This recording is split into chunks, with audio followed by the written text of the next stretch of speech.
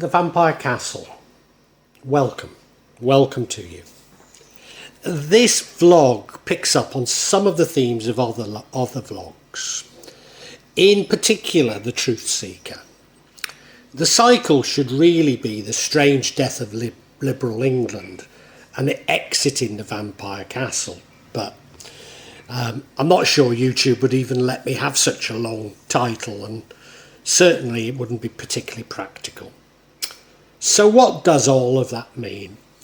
Well, The Strange Death of Liberal England is a book written by an American, George Dangerfield, which was published in 1935.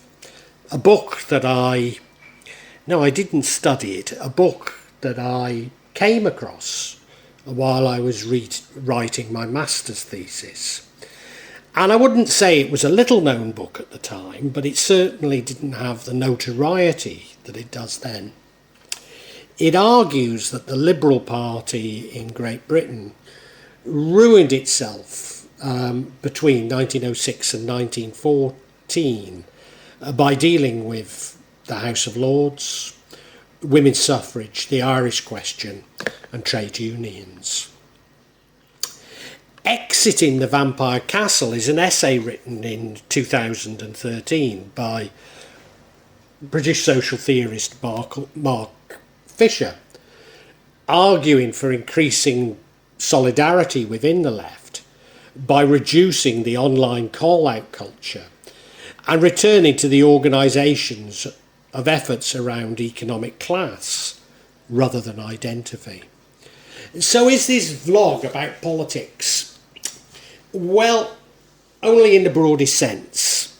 Let me say, I'm a simple man. I live up a mountain, in a remote mountain range in Java.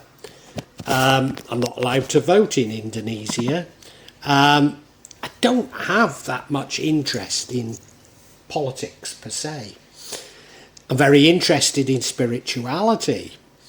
I'm very interested in religion.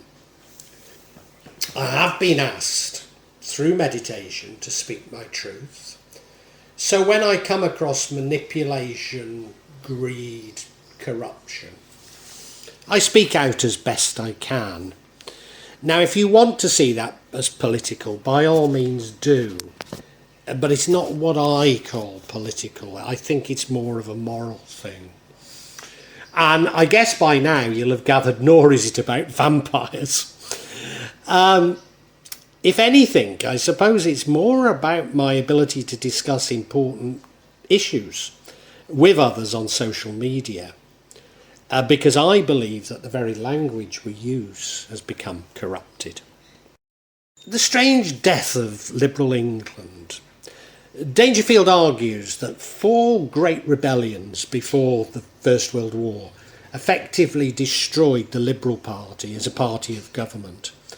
And these were, first of all, the Conservatives' fight against the Parliament Act of 1911. Now, this was an act which began to curtail the power of the House of Lords, which is the UK's second chamber, thereby concentrating power into the hands of the House of Commons, i.e. the first chamber. The second was the threat of civil war in Ireland by the Ulster Unionists, who are the Protestants in the north, under Sir Edward Carson, but with the encouragement of the Conservative leader Bonar Law. The Liberals had supported Home Rule for Ireland, but the Unionist revolt ended in the partition of Ireland, so Ireland is now 2 countries, as you may well know. Thirdly, the suffragette movement, the precursor to women's liberation, who Dangerfield is particularly scathing of. In fact, if you read what he has to say about them, it's very humorous. And the increasing militancy of trade unions under the influence of syndicalism. Now, this syndicalism, pre-war syndicalism, eventually led to the formation of the Labour Party after the war, becoming, the Independent Labour Party, and then becoming the Labour Party, which eroded the Liberal Party's support. And so the Labour Party eventually became the UK's opposition and finally government. Why is this book important?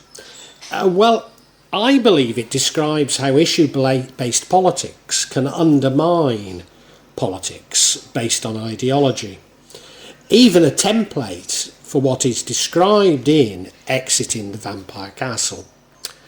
Karl Popper describes this, if you like, as the paradox of tolerance. Although I have to say that I do disagree with his conclusion on this, but it's an interesting theory. Exiting the Vampire Castle. Exiting the Vampire Castle argues that largely online style of identity-based politics is grounded in a sort of witch-hunting moralism which undermines the discourse of the left and undermines class politics. In particular, the combination of a focus on identity and the policing of others' speech. Fisher saw the turn from class and materialism towards identity as a move from objective outward-facing goals to subjective inward-facing goals that resulted in the fragmentation of the left's efforts and community. So Exiting the Vampire Castle critiques the call-out culture or cancel culture, the tendency of people on the left to attack one another on issues of purity, morality and history, instead of making a common cause. Mark Fisher, a quote from Mark Fisher, the danger of the Vampire's Castle is that it can look as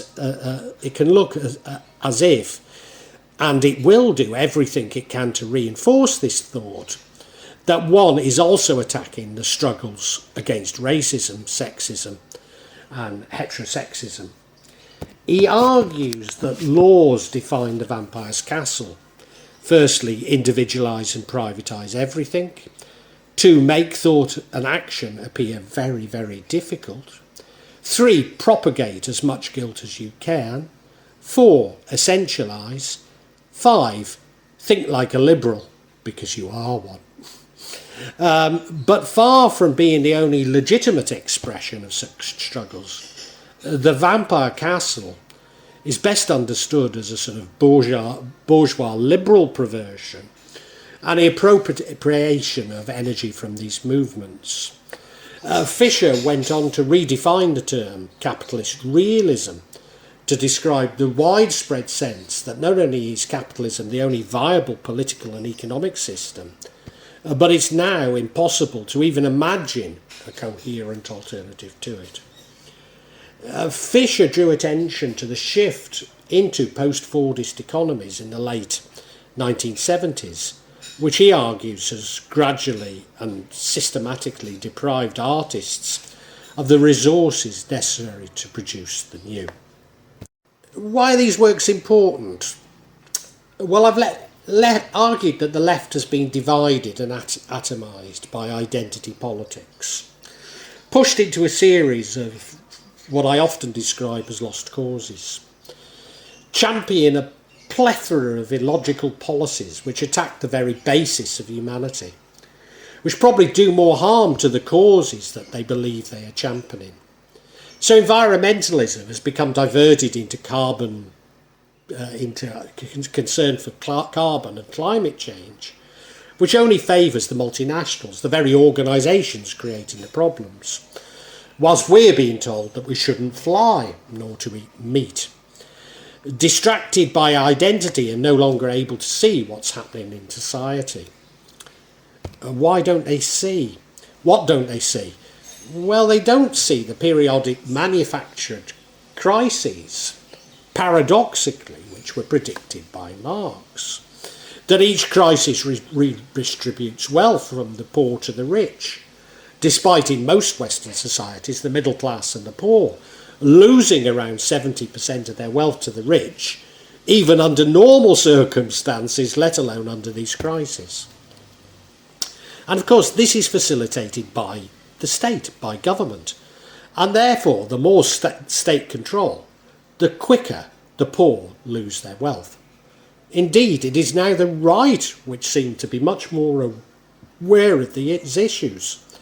The upshot being that the left are no longer liberal and seem to support a centralised authoritarian state. How did we get here? I've previously argued that the left departed the US along with Big Bill Haywood's testicles. So what we call the left in Europe has a completely different meaning to the US. Indeed, in the US it's called leftist, whatever that might mean. But the downfall of the Soviet Union, the European left was left in disarray, despite not many still looking up towards the Soviet Union. But it was a hook on which to hang what they did. They concluded, as indeed had some within the Frankfurt School, that the classical proletarian revolution was no longer likely nor possible, and looked towards America, which had developed critical race theory, queer theory, gender studies, etc. But where did these come from? We're told that they originated with the Frankfurt School, especially Marcuse, but also Gramsci and Lukács. But this is a complete misreading of these people. All of these theories were much more liberal than mainstream Marxism, not less. Indeed, the Frankfurt School and critical theory are viewed by most political scientists to have a considerable range within academia. They were directly in opposition to the theories promoted by the postmodernist philosophers, who are identified as leading examples of cultural Marxism. Furthermore, none of its members were working to destroy Western democracy, or at least not in any real sense.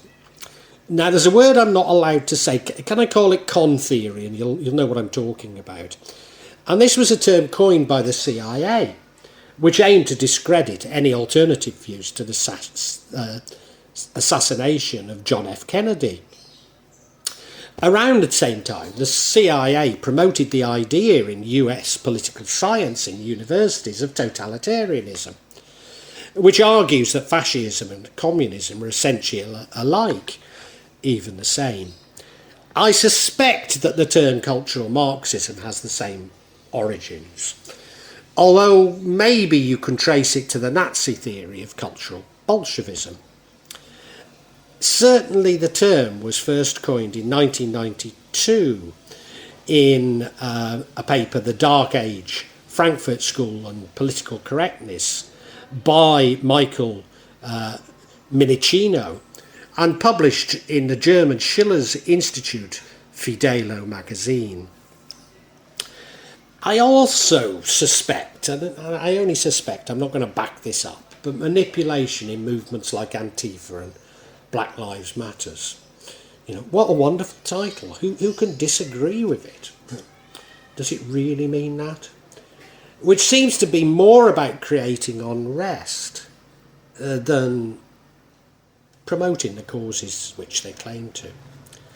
So the upshot is that in the US, capitalism is seen as being about Main Street USA capitalism, mom and pop stores, in the perfect competition of the Chicago School, and has nothing to do with the ownership of capital. So I'm unable to use the word capitalism in a debate with Americans because we have completely different conceptions of what it means. Now, I need to let you know that I owned a number of businesses. I used to own a number of businesses. I'm not against mom and pop store capitalism at all. In fact, I don't think I'm against capitalism using my sense of the word, only unbridled capitalism. Not only in America, but people will argue with me that there is currently and I'm not allowed to use the word, so I hope you understand, con by a handful of people to impose international communism on us. But by this they mean authoritarianism. Indeed, I've recently been told by some British Nixons that the fact that I've partially inoculated for this health crisis has led to a domino effect leading to world communism. So if you like, putting a needle in my arm was a Trojan horse for world communist domination. When I've argued that this is not communism, people recount to me stories of atrocities in the Soviet Union, China and Venezuela, often that supposedly happened to them or close family members. But think I'm crazy when I say these aren't communist countries. Indeed, the Communist Party governments in these countries have never claimed to be communist.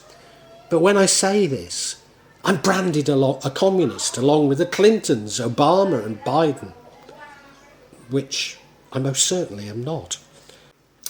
They have no comprehension that when Marx wrote about communism, which actually wasn't very often at all, he envisaged a society without government or money. He also concluded that this could only happen across the entire world, not in a single country. So as I say, I'm completely unable to discuss anything political with Americans on social media who distill politics as arguments about Trump and Biden and how the election was stolen from them. And increasingly, I'm finding it difficult with fellow Europeans. Why?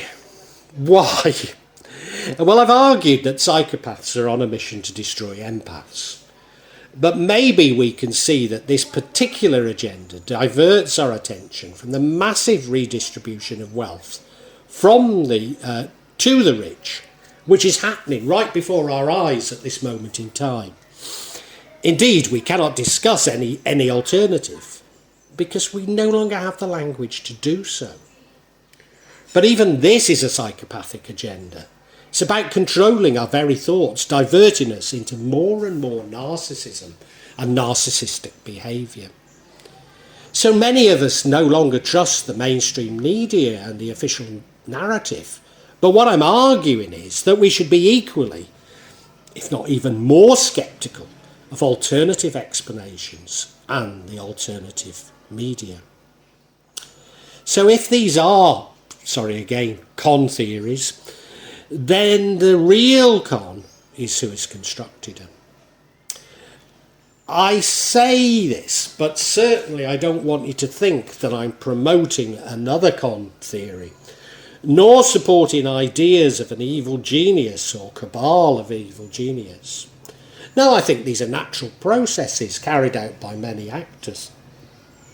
Although, of course, when people get together, particularly rich people, some collusion is only natural. I suppose I could add a postscript to all of this, and it's a very personal one.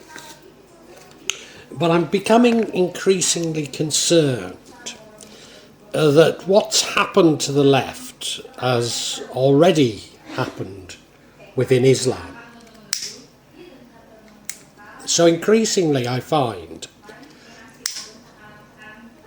that as a Muslim, I'm told what I should believe by non-Muslims. And when I explain that they're not my beliefs at all, I'm told that I should speak to an imam. Of course, those of you who understand Islam will know you wouldn't go to an imam to ask such a question anyway, but it's like they impose a Christian view on Islam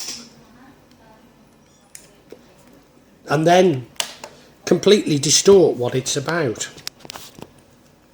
Now, the thing that worries me most about this is that I believe some Muslims believe this agenda. So we're told what Muslims believe, and some Muslims are believing it and acting out in those ways. And I find that very sinister indeed. So, yeah, I find all that's going on extremely worrying. a microcosm of the world today. And, it's as though we're being set up against each other. Divide and rule, the old British way of ruling. But it is worrying, I have to say. Well, I really hope you've enjoyed this vlog. And that, not only got something out of it, but provoked thoughts.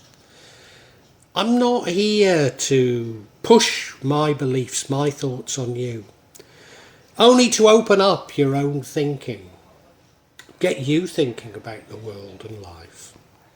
When I started The Real Magic of Java, I believed that I'd only release them every month or maybe every 2 months.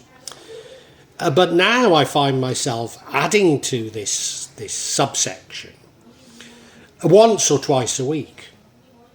But please subscribe and hit the bell to get notifications for when I add new parts to this subsection. In part, the reason why I'm doing it more often is that the concept has moved from filming rituals and events that took place in Java to me also describing my beliefs and philosophy. And that does come in response to people expressing an interest in it. But of course, me actually seeing rituals and events really doesn't happen so often. What I would say to you is that there's no attempt at subterfuge on my behalf. And when I do experience rituals, I will include them for you to see. And as I say, there's no way I'm trying to mislead you. And if I believe there is subterfuge, if I uncover it, I will point it out to you. I'm trying to be as honest as I can be. Now, please make comments, please ask questions, and I'll try to be as honest and open with you as I can be. Of course, there will be some of you who disagree with me, particularly when I talk in terms of my own beliefs, my own feelings. And, you're welcome to alternative feelings, and we can agree to disagree.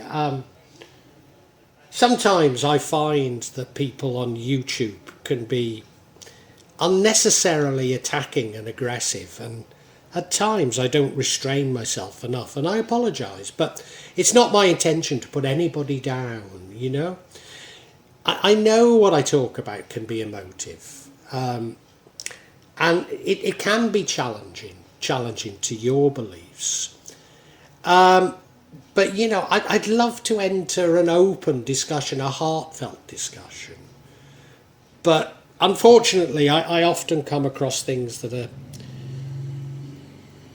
especially when people quote the scriptures to me, I've just no idea where it takes us, Because I'm speaking from the heart, sorry, if you want to quote the scriptures at me, do so, but it doesn't have much impact on me, I personally have no desire to impose my feelings on you, and I suppose when people try to do it to me, it washes off, All I'm trying to do is I'm trying to share my feelings with you, and I'd love an open discussion on feelings. I really would love it, and sorry if I don't always react as best I should. I try and cure this in myself, but I think this is part of the sort of narcissism of social media that I talk about so much in this subsection. So look, if you've enjoyed it, I really urge you to listen to other sections on this channel, particularly the 4 audio books that I've uploaded onto this channel.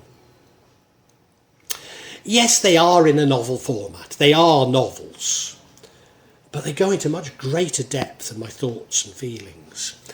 Now, what I would say to you is these are sequential. So my thoughts and feelings develop as we go through each chapter and each book. So it does begin with 1.1, the Chinese cemetery. But, hey, it's up to you. Feel free to dip in as you wish, as you want. And, really heartfelt thanks for listening to this. And I really want to say a great big thank you, and God bless you.